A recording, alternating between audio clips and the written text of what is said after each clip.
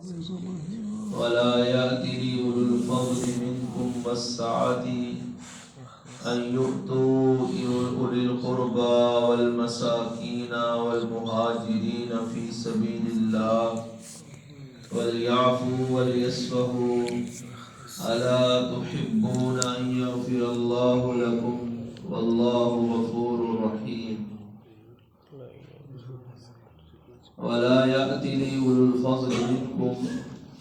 اور نہ قسمیں اٹھائیں اولو الفضل فضل والے منکم تم میں سے والسعتی اور وسعت والے ان یؤتوا اولی القربى کہ وہ دیں رشتہ داروں کو والمساکین اور مساکین کو والمہاجرین اور ہجرت کرنے والوں کو فی سبیل اللہ اللہ کے راستے میں وَلْيَعْفُوا وَلْيَصْفَحُوا چاہیے کہ وہ معاف کر دیں درگزر کریں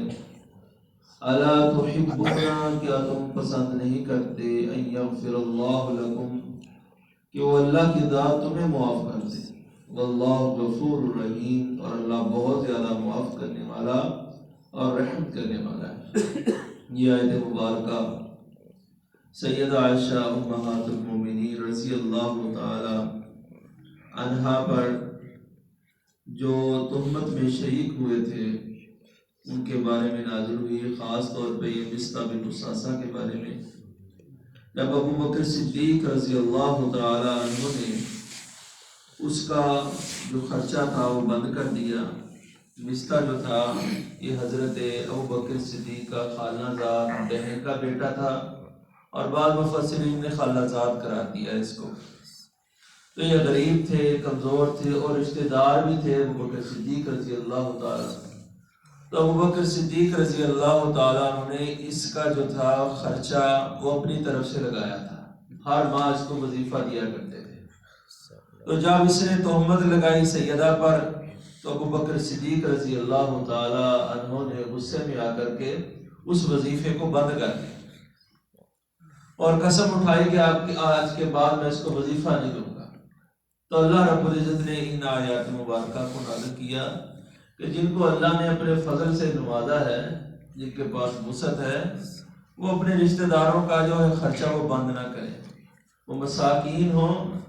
مہاجرین ہوں، تینوں چیزیں اس میں شامل ہیں۔ پہلے نمبر پہ فقیر ہونا یعنی رشتہ دار ہونا، دوسرے نمبر میں مسکین ہونا غریب ہونا، اور ہجرت کرنا، یہ تینوں چیزیں مصطح بن اساسہ میں اکٹھی تھی۔ تو اللہ پاک فرماتے ہیں ان کا جو ہے وہ خرچہ بند نہ کریں۔ جب ابو بکر صدیق رضی اللہ تعالی عنہ نے اس آیت کو سنا کہ الا تحبون ان یغفر اللہ لکم، اگر تم ان کو معاف کر دو گے، ان سے درگزر کرو گے، ان کی غلطی کو معاف کر دو گے تو قریب ہے اللہ کی ذات تمہیں بھی معاف فرما گے۔ جب ابو بکر صدیق رضی اللہ تعالیٰ عنہ نے اس آیت کو سنا، مومن تو وہ ہوتا ہے کہ جب اللہ کا قرآن آ جائے، محمد رسول اللہ صلی اللہ علیہ وسلم کا فرمان آ جائے تو اس کی اپنی مرضیاں ختم ہو جاتی ہیں، اس کی اپنی خواہشات ختم ہو جاتی ہیں، وہ تو اللہ اور اس کے رسول کے حکم کا پابند ہوتا ہے۔ تو جب ہی حضرت ابو بکر صدیق نے یہ کلمات سنے، یہ آیت سنی تو فوراً اٹھتے ہیں اور کہتے ہیں میں کیوں نہیں پسند کرتا کہ میرا رب مجھے معاف فرما دے، میں تو ہر آن یہ کوشش کرتا ہوں کہ اللہ مجھے معاف کر دے، تو اگر میرا وظیفہ جاری کرنے کی وجہ سے اللہ مجھے معاف کر سکتا ہے کرے گا تو اس سے بہتر میرے لیے کیا ہے۔ واللہ غفور رحیم، اللہ بہت زیادہ معاف کرنے والا، رحم کرنے والا۔ تو اس آیت سے پتہ چلتا ہے انسان انسانوں کو معاف کرے تو اللہ اس انسان کو معاف فرما دیتے ہیں۔ اگر اللہ پاک فرماتے ان الذین یرمون المحصنات، بے شک وہ لوگ یرمون جو الزام لگاتے ہیں، بہتان لگاتے ہیں، محصناتی پاک دامن عورتوں پر، غافلاتی بے خبر عورتوں پر، المؤمناتی مومن عورتوں پر، لعنوا فی الدنیا والآخرہ، ایسے لوگوں کے لیے دنیا اور آخرت میں اللہ کی لعنت ہے۔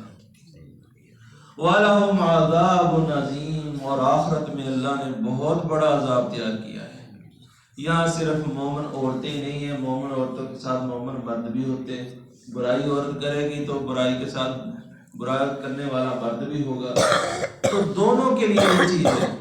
مرد پر الزام لگائے گی یا عورت پر الزام لگائے، جھوٹا بہتان لگاتا ہے،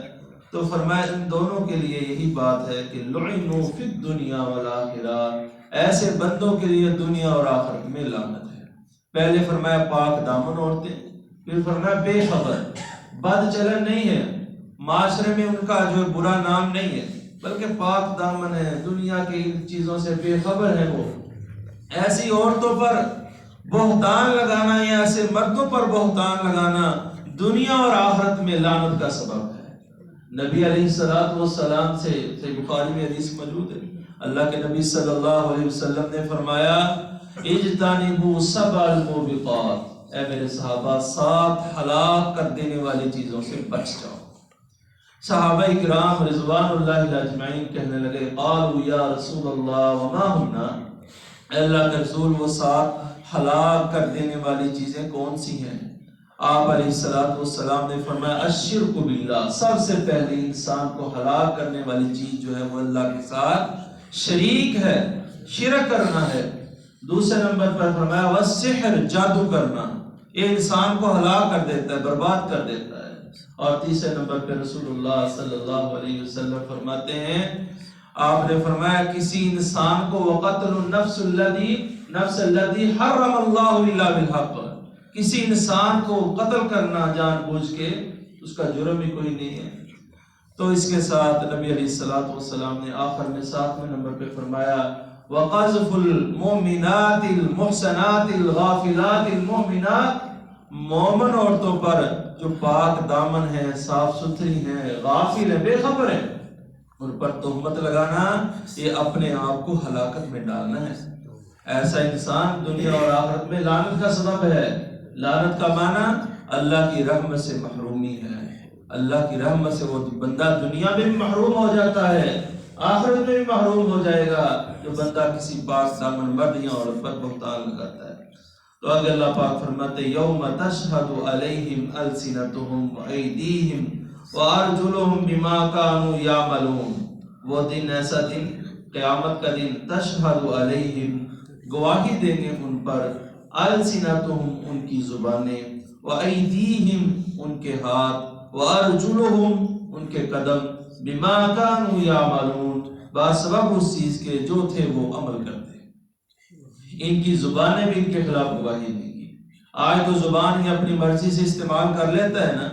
جس پر چاہتا ہے بہتان لگا دیتا ہے، جس پر چاہتا ہے الزام لگا دیتا ہے، یہ اس کی زبان اس کے کنٹرول میں ہے۔ لیکن وہ قیامت کا دن ہوگا جب یہ زبان حق بولے گی، یہ اللہ کی مرضی سے بولے گی، سچ بولے گی، اور اسی انسان کے خلاف یہ گواہی دے گی۔ اور دوسرے نمبر پہ فرمایا وایدیہم، ان کے ہاتھ بھی بولیں گے۔ اس گناہ میں، بہتان بازی میں ہاتھ کا اشارہ کرایوں کے ساتھ بات جو ہے کسی کی برائی کو بیان کرنا، یہ ہاتھ بھی اس الزام میں شریک ہوتے ہیں، بہتان میں شریک ہوتے ہیں، اس لیے دوسرے نمبر پہ ہاتھوں کو شمار کیا۔ اور تیسرے نمبر پہ وارجلہم،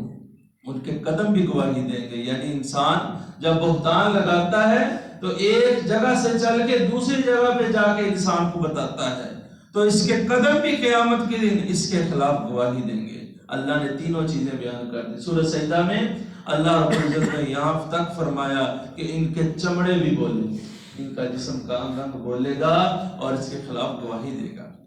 سیدنا انس رضی اللہ تعالیٰ عنہ بیان کرتے ہیں، ہم رسول اللہ صلی اللہ علیہ وسلم کے ساتھ جا رہے تھے تو آپ علیہ السلام مسکرائے، آپ ہنسے،